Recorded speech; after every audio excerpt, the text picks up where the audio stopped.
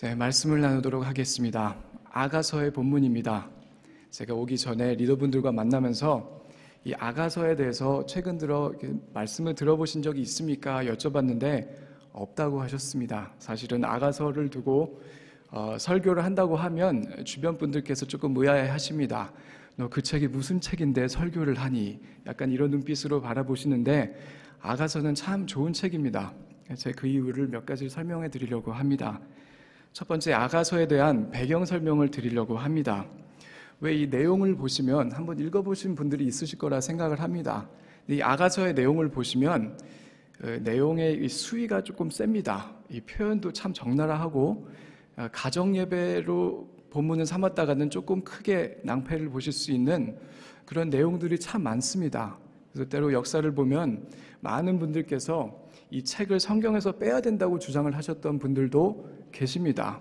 그만큼 이 아가서의 내용 자체가 독특하기 때문에 또 이 견해 같은 것, 주석 같은 걸 읽어보면 다른 성경보다도 오히려 더 다양한 의견과 해석이 있는 걸 보면 참 많은 분들이 쉽게 받아들이지 못하는 책이구나라는 생각을 하게 됩니다. 아가서에는 특별히 아가서만 더 강하게 갖고 있는 몇 가지 요소들이 있습니다. 그래서 먼저 중심된 주제는 이 결혼이라고 하는 것인데 결혼에게만 허락하신 그 사랑의 몇 가지 요소가 있습니다. 저는 오늘 그 두 가지를 설명을 드리려고 합니다. 저희가 왜 부모가 됐을 때 자녀를 사랑하는 그 사랑도 있고 왜 스승이 제자를 사랑하는 그 사랑도 있습니다. 근데 하나님께서 주신 이 부부간의 사랑은 저희가 온전하게 이 관계만 이룰 수 있다면 그 다른 사랑과는 좀 다른 요소들을 갖고 있습니다. 그 두 가지가 첫 번째는 친밀함이라고 하는 것이고 두 번째는 유일함이라고 하는 것입니다. 이 두 가지는 제가 또 설명을 드리도록 하겠습니다. 그래서 이제 아가서를 보면서 이런 생각을 하죠. 그것이 도대체 뭐에 중요할까? 하나님께서 우리를 사랑하시는 건 이해하겠는데 왜 굳이 남녀간에 특별히 부부간의 사랑을 통하여서 우리한테 무슨 메시지를 전하려고 하시는 것일까? 처음 설명을 드리는 것은 이 결혼이라고 하는 것에 관한 것입니다. 이 결혼이라고 하는 것은 여러분 생각하실 때 우리 사람에게 주신 어떠한 그런 형식이라고, 관계의 형식이라고 생각하실 수 있겠지만 성경의 처음과 끝이 결혼으로 되어 있습니다. 성경의 처음에 아담과 하와가 결혼을 하는 장면에서 시작하여 여러분 아마 상상을 잘 못하시겠지만 출애굽기에 이르러 시내산에 오를 때 하나님과 그의 백성, 이스라엘 백성이 언약을 맺는 그 장면이 나오는데 그 장면은 결혼의 장면입니다. 그래서 예언서 그 이후로 쭉 이어지는 성경을 보시면 하나님께서 이스라엘 백성들이 우상 숭배를 할 때 동일시 쓰시는 표현이 하나 있으세요. 너희가, 제가 좀 바꾸겠습니다. 바람을 피웠다. 너희가 지금 바람을 피고 있다. 나는 너희의 신랑이고 너희는 나의 신부인데 너희가 언약을 깨고 바람을 피고 있다가 예언서의 반입니다. 예수님의 시대에 들어갑니다. 예수님께서 이런 말씀을 하십니다. 요한복음 14장인 것으로 기억을 하는데 내가 너희를 위하여 처소를 예비하러 가노니 그러면서 내가 너희를 고아와 같이 내버려 두지 아니하리라 하시니 이 말씀의 표현도 결혼에 관한 표현입니다. 특별히 예전 결혼의 문화를 살펴보시면 이 사람이 결혼을 할 때 남자가 마음에 드는 여자가 있으면 그의 아버지에게 찾아갑니다. 그래서 아버지에게 찾아가서 자기가 지불할 수 있는 가장 큰 값을 지불합니다. 네, 예수님께서 지불하신 그 값은 피값이었습니다. 그래서 예수님의 자신의 생명과 바꿔서 그분의 신부를 사시고 이제 남편이 결혼하기 전에 이제 약혼 단계입니다. 약혼 단계인데 약혼 단계 할 때 하는 것이 무엇이냐면 자신이 사는 곳으로 돌아가서 처소를 준비합니다. 처소를 준비하고 모든 것이 준비가 되면 이제 돌아와서 신부를 데려가서 결혼을 마지막으로 하게 되는데 그 결혼이 나오는 장면이 계시록에 나오는 장면입니다. 어린 양의 혼인잔치. 그래서 성경은 결혼에서 시작하고 결혼에서 끝납니다. 그니 아가서의 부부간의 사랑 조금 적나라할 수도 있지만 조금 선정적이고 내용이 조금 부끄러울 수도 있겠지만 그 사실 부부간에 주신 그 사랑과 결혼에 관한 메시지는 사실 성경에 아주 적합한 내용입니다. 그래서 아가서에는 말씀을 드립니다. 특별히 많은 것 중에서 아까 말씀드렸던 그 두 가지 요소를 나누기를 원하는데 그 이유는 여기 있습니다. 하나님께서 부부에게 주신 그 사랑, 아까 말씀드렸던 대로 이것을 저희가 온전하게만 이룰 수 있다면 저희는 하나님께서 우리를 어떻게 사랑하시든지 어떠한 방법으로, 어떠한 모습으로, 어떠한 열정으로 우리를 사랑하시는지를 배울 수 있기 때문입니다. 그래서 저는 하나님의 그 친밀함의 사랑과 유일함의 사랑을 통하여서 오늘 하나님께서 우리를 어떻게 사랑하시는지를 좀 살펴보고자 하는 것입니다. 그것을 통해서 여러분들의 그 자아상과 그리고 관계성까지 저는 회복이 되는 시간이 되었으면 좋겠습니다. 점점 설명을 드리도록 하겠습니다. 첫 번째입니다. 그리스도의 친밀함의 사랑이 무엇인가? 3절 말씀 보시겠습니다. 나는 내 사랑하는 자에게 속하였고 내 사랑하는 자는 내게 속하였으며. 이 구절은 사실 아가서에서 여러 번 반복이 되는 구절입니다. 그래서 저는 이 구절이 아가서의 중심이 되는 구절이라고 확신을 합니다.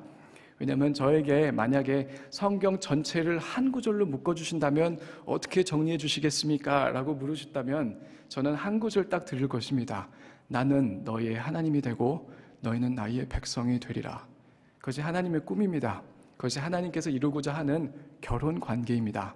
하나님께서 우리의 완전한 하나님이 되시고 우리가 그분의 완전한 온전한 백성이 되는 것이 하나님의 꿈인데, 그리고 하나님의 마지막 목표인데, 그 꿈을 참 잘 반영한 구절이 이 구절이라고 저는 확신을 합니다. 나는 내 사랑하는 자에게 속하였고 내 사랑하는 자는 내게 속하였다. 아가서 전체를 흐르고 있는 가운데 이 소속감이라고 하는 것이 있습니다. 이 소속감이라고 하는 것은 친밀함의 다른 표현이 될 수도 있겠습니다. 하나님이 우리의 하나님이 되고 우리의 신랑이 되시고 우리가 그분의 신부가 된다는 것은 소속감을 말합니다. 그리고 반대로 생각하면 이 친밀함의 반대가 무엇일까요? 저는 거리낌이라는 단어가 생각이 났습니다. 허물이라는 단어도 생각이 났고 또 거리감이라는 단어도 생각이 났습니다. 왜 하나님과 소속감이 있는 사람은 하나님과 참 하나가 되어서 정말 온전한 부부 관계를 이루고 있는 사람은 그 친밀함의 관계 가운데 있는데, 그렇지 못한 사람은 그 반대의 관계를 갖고 있습니다. 처음에 아담과 하와가 죄를 지었을 때 여러분 처음에 했던 행위를 기억하십니까? 먼저 몸을 가리기를 시작했습니다. 여러분 이것은 조금 과한 이해가 될 수도 있겠지만 왜 저희가 결혼을 하면 집에서 속옷 차림으로 돌아다니는 것에 대해서 크게 부담감을 갖지 않는 사람들도 있을 것이라 저는 확신을 합니다. 왜 집에서 결혼을 했는데 부부 사이인데 왜 속옷 바람으로 돌아다니는 것이 뭐가 그렇게 문제가 되겠습니까? 아담과 하와 하나님께서 처음 만드셨을 때는 옷이라는 것이 없었습니다. 저도 그것이 어떠한 의미고 어떠한 장면인지 상상은 잘 하지 못하겠지만 원래 만드신 그 모습은 완전한 관계는 어떠한 거리감도 없는, 어떠한 거리낌도 없는, 어떠한 허물도 없는 상태입니다. 그것이 친밀함의 관계입니다. 그것이 부부간에서만 이루어질 수 있는, 그렇기 때문에 교회에 속옷바람으로 돌아다니신 분이 없는 것 아니겠습니까? 왜냐하면 우리는 그 정도는 아니니까. 우리는 그 정도의 관계를 갖고 있는 사람들은 아니기 때문에 이것은 부부에게만 허락하신 관계입니다. 이것은 부부 사이에게만 허락하신 사랑입니다. 결국 친밀함이라고 하는 것, 하나님께서 우리를 사랑하실 때 친밀함의 사랑으로 사랑하신다는 것은 하나님과 우리 사이에 어떠한 허물도 없는 상태를 말합니다. 어떠한 거리감도 어떠한 수치감도 없는 그 상태를 말합니다. 이 말씀을 준비하게 된 계기가 있습니다. 어떤 전도사님께서 어째 물어보시더라고요. 어쩌다가 아가서까지 갔는가? 물론 이렇게 물어보지는 않으셨지만 그렇게 들렸습니다. 어떻게 하다가 아가서까지 가게 되었을까? 원래 처음 시작은 아가서에서 시작하지 않았습니다. 말씀 준비하기 전에 저는 늘 항상 하는 것이 하나님께서 가끔가다 랜덤하게 생각을 주실 때가 있습니다. 그래서 새벽이 될 때도 있고 운전할 때가 될 때도 있고 말씀을 보거나 예배 시간에 그렇게 가끔 생각나는 생각들이 있습니다. 근데 가끔 그렇게 일어나는 일도 있었는데 12월 달에 이런 일이 있었습니다. 그냥 가만히 멍을 때리고 있었는데 하나님께서 마음속에 정말 랜덤한 생각을 주셨습니다. 그 생각은 이런 생각이었습니다. 내 마음 안에, 요한아, 내 마음 안에 있는 그 골방, 너가 다른 사람과는 공유할 수 없는 그 골방은 나의 것이다.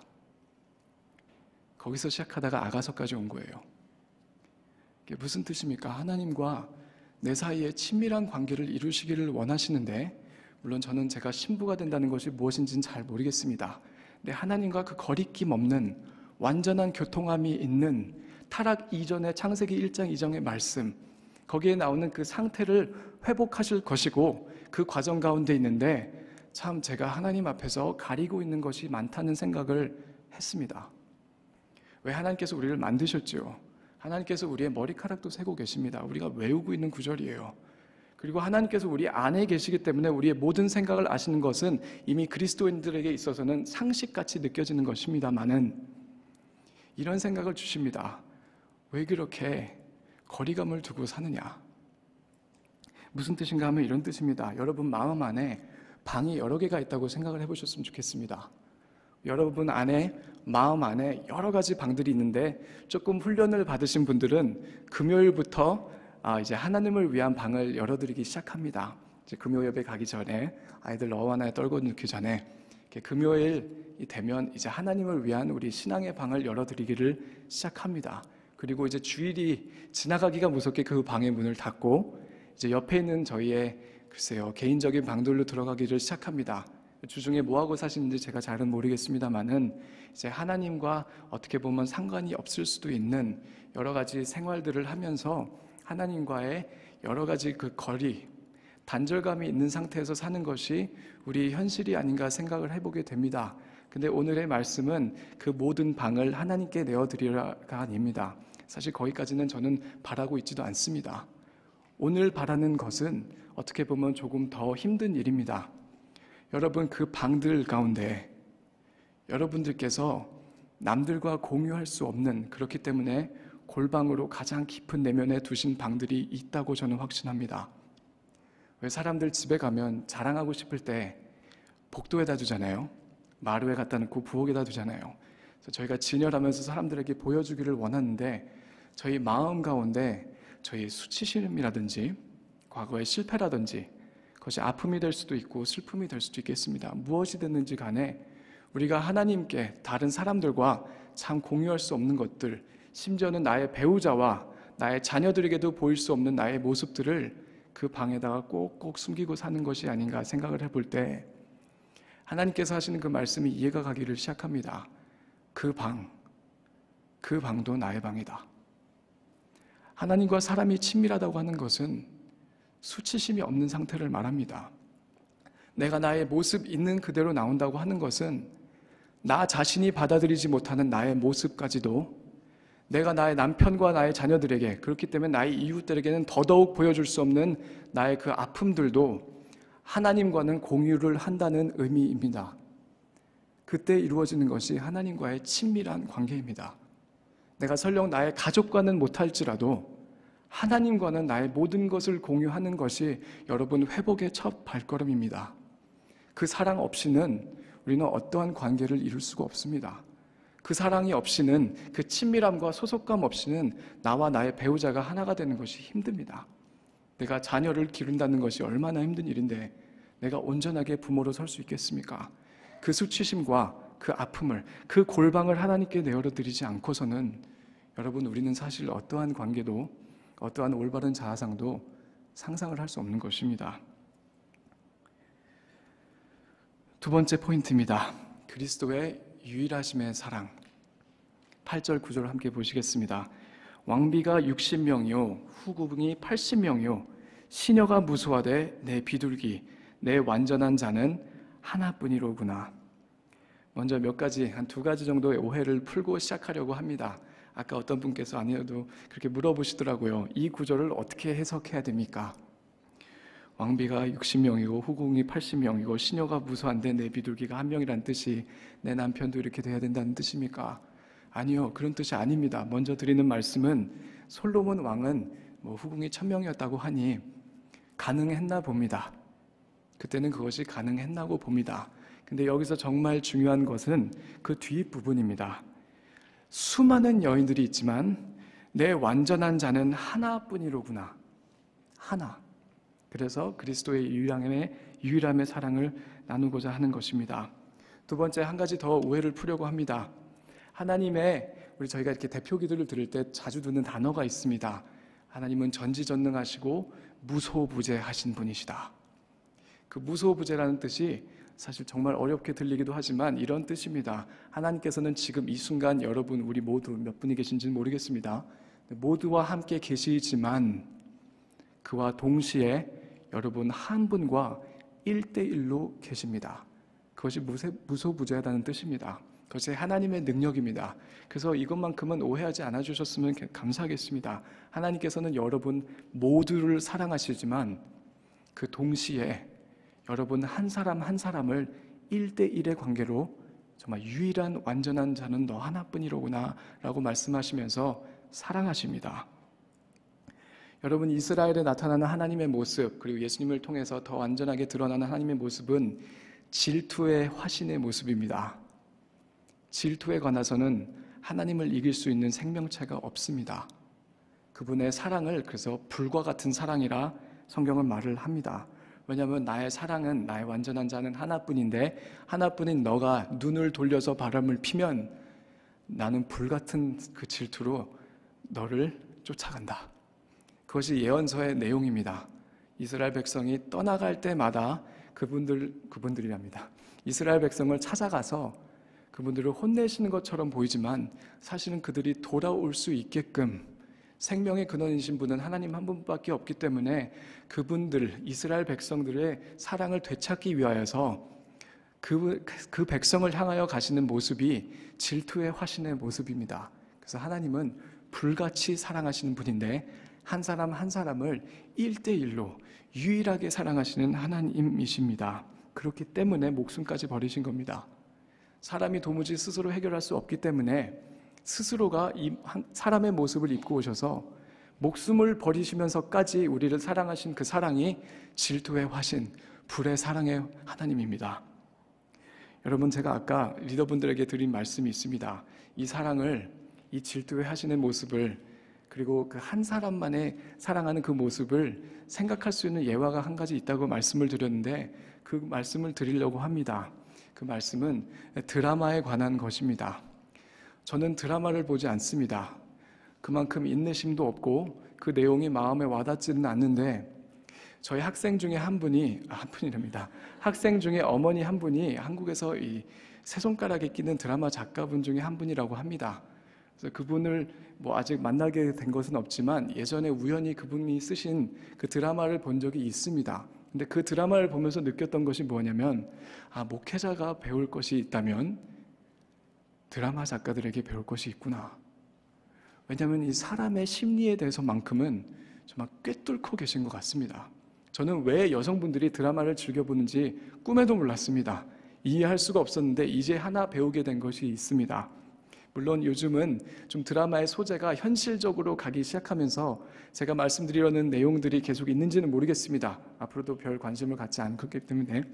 근데 옛날에 몇 년 전만 해도 드라마의 소재는 항상 이랬습니다. 엄청나게 멋있고 잘 나가는 남자가 있는데 그 남자의 사랑을 받는 여인이 있습니다.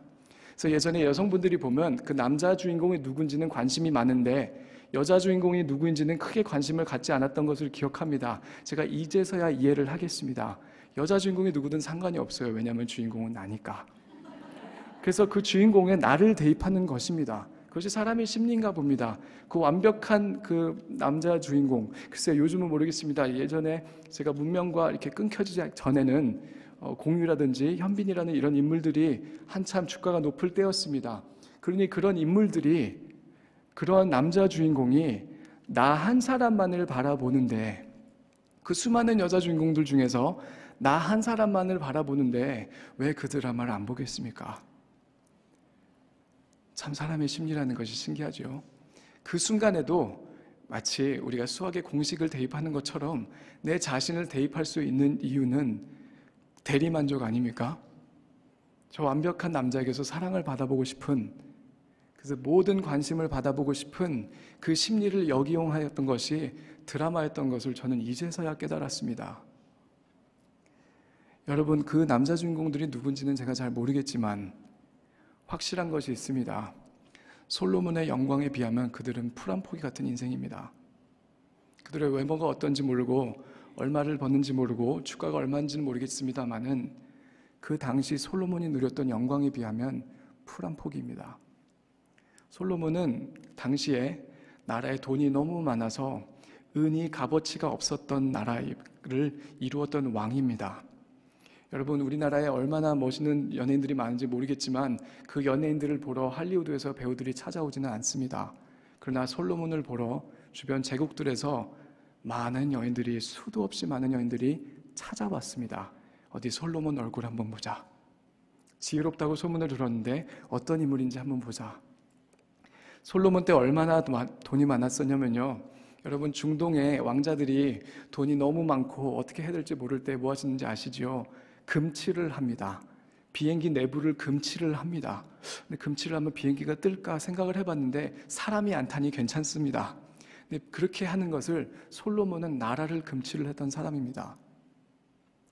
근데 이 여인이 솔로몬이라는 이 황제와 같은 인물의 모든 관심과 사랑을 받고 있습니다. 유일하게, 정말 여인들이 수천 수만 명이 되는데 주변 국가에서도 찾아오는데 솔로몬은 지금 이 여인 한 명만을 바라보고 있습니다. 여러분, 솔로몬의 영광이 어떤지는 모르겠습니다만은 그것이 예수님의 영광 앞에 어떻게 될까요? 굳이 표현을 하지 않겠습니다. 솔로몬은 피조물이고 예수님은 창조주입니다. 온 만물을 지으시고 운행하시는 만유의 주이십니다. 왕 중의 왕이라고 부르시죠. 그 뜻은 최고의 왕이라는 뜻입니다. 모든 주들 중에 주라고 부르시는 것은 그분, 예수님께서 최고의 주라고 하시는 겁니다.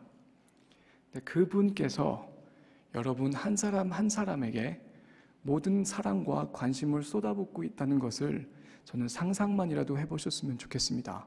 왜냐하면 그것이 현실이기 때문입니다.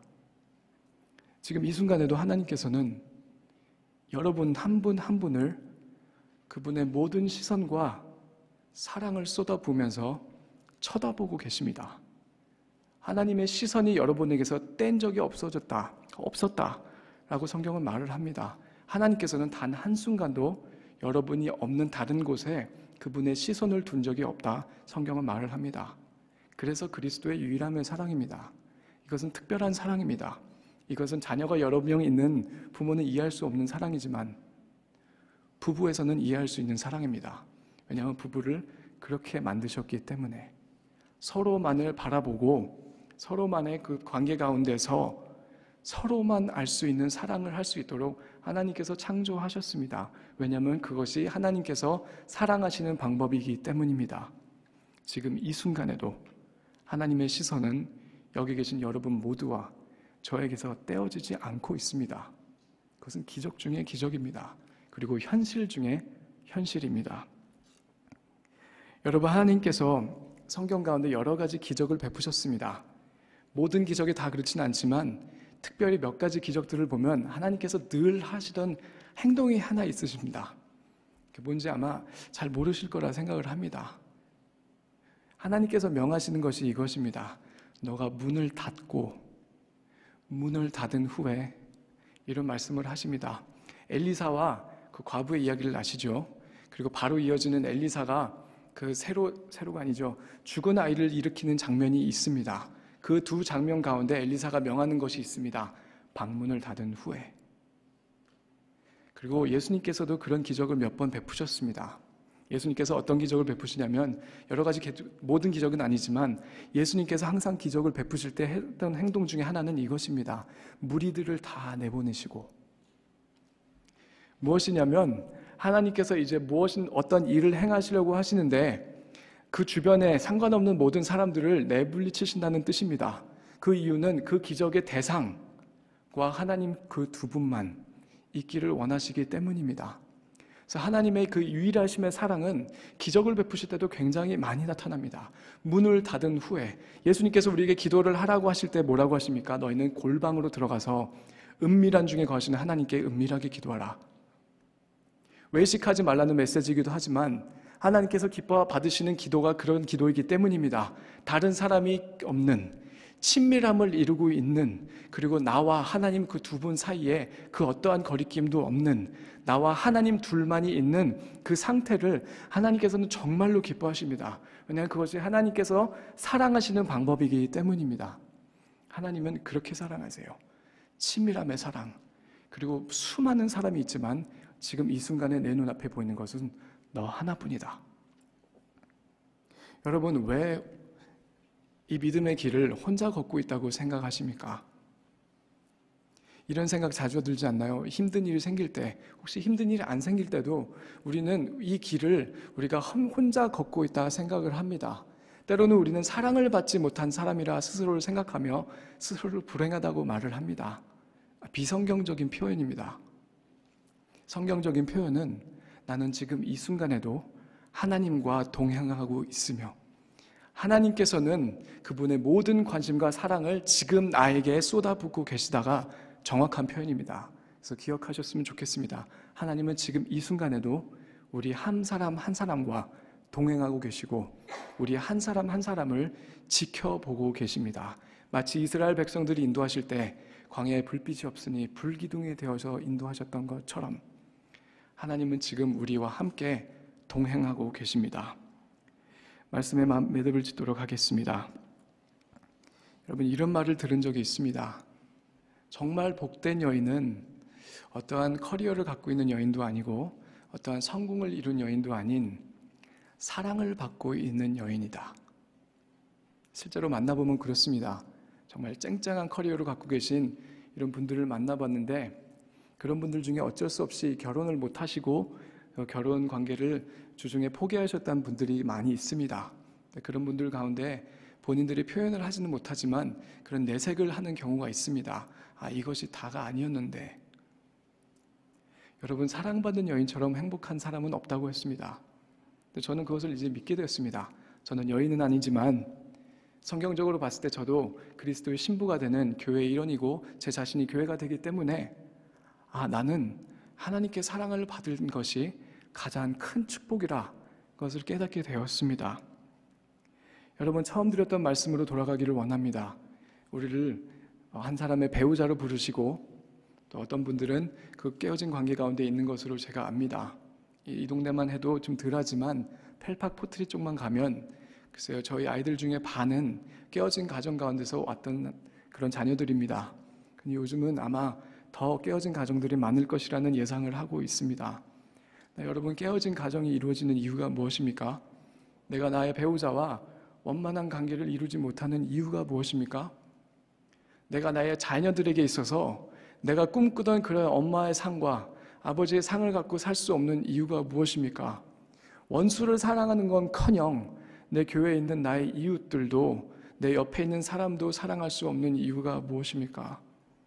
저는 이 답을 오늘 말씀에서 찾았습니다. 사람이 관계를 제대로 이룰 수 없는 이유는 우리가 하나님의 사랑을 모르기 때문입니다. 하나님의 사랑에서 멀어졌던 아담과 하와로부터 모든 관계의 분열이 시작됐습니다.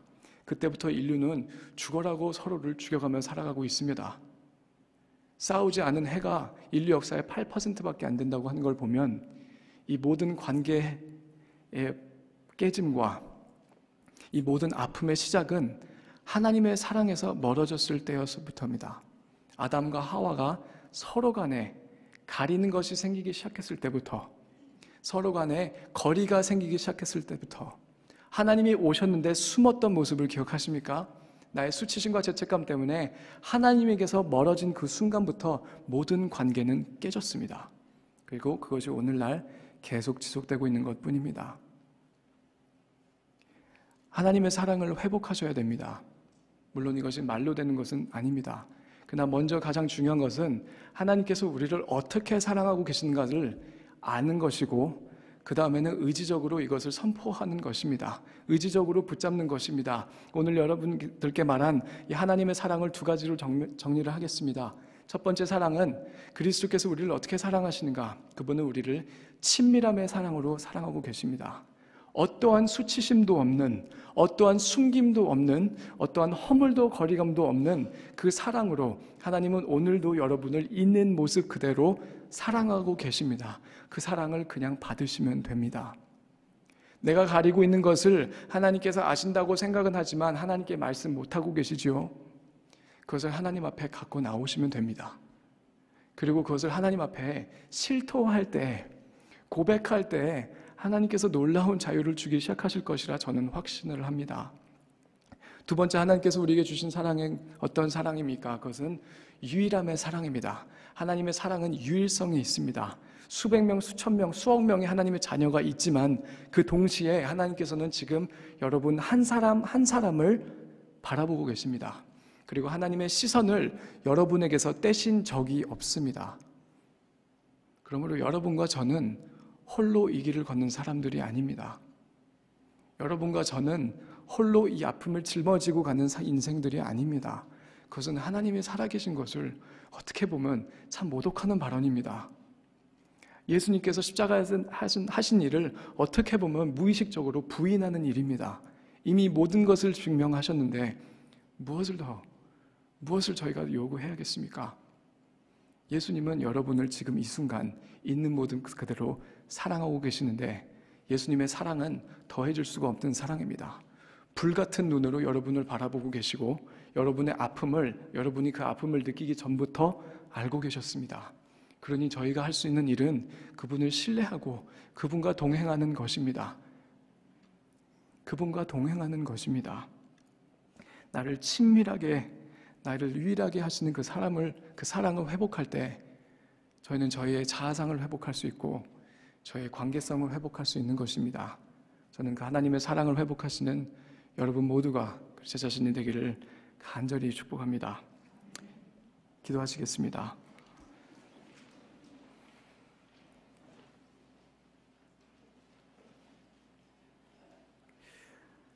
하나님께서는 이미 하나님의 사랑을 입증하셨습니다. 십자가 위에서 입증하셨고 무덤에서 입증하셨으며 다시 살아나심으로 그리고 이제는 하나님의 오른편에 앉아 계셔서 만왕의 왕이 되신 그 예수님의 신분으로 하나님의 모든 사랑을 입증하셨습니다. 하나님, 오늘 우리 모두가 하나님의 사랑에 속하는 자들이 되기를 원합니다. 우리가 하나님의 사랑을 떠나서 어떠한 소망을 갖고 살겠습니까? 하나님, 오늘 우리 가운데 하나님의 사랑을 회복시켜 주시고 하나님께서 우리를 얼만큼 사랑하시며 앞으로도 끝까지 사랑하실 분인 것을 알 때에 우리 영혼이 안식하기를 원합니다. 우리 영혼이 회복되기를 원합니다. 하나님, 그 아름다운 회복의 길로 우리를 인도하여 주옵소서. 예수님의 이름으로 기도드렸습니다. 아멘.